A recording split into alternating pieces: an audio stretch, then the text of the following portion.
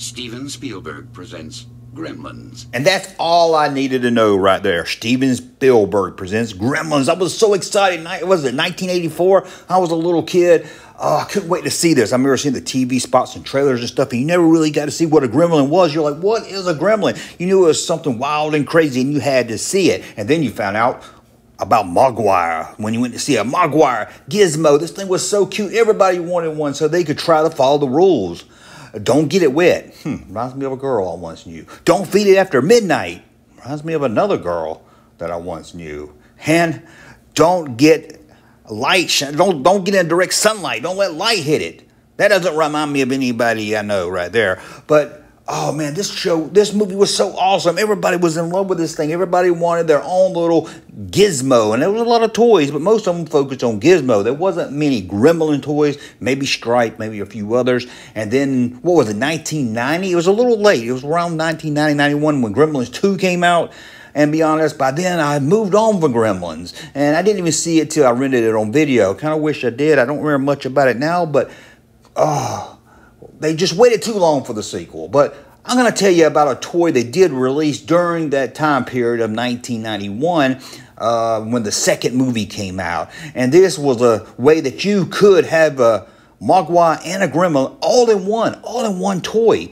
It was a plush stuffed animal of two different ones. Mohawk, I'm sure you remember Mohawk, and Daphne, which I believe Daphne was from the first movie and Mohawk was from the second, correct me if I'm wrong, but this was a plush doll that you could change into a gremlin. It was a Mogwai and you could change it into a gremlin. That's right, a reversible plush doll. Reversible, like my dad's raincoat. This thing is, well, I was going to say it was kind of awesome looking, but as you can see from these pictures here, it was kind of strange looking. They're not really the cutest Mogwais. And the movie, very cute, but not really cute here. And when they turn into Gremlins, sure, they're supposed to be ugly. They're supposed to be this damn ugly? I'm not really sure, but look at these things. Now, as far as I could find out, these were only released in the UK. That stands for United Kingdom for you out there who wasn't sure. But, oh, man, remember?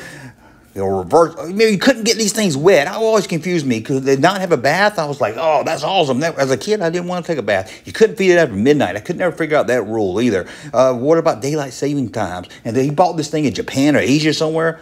Do you go by that time zone? What if you live in California, one of those weird states where you're right there on the timeline? When do you? I don't understand.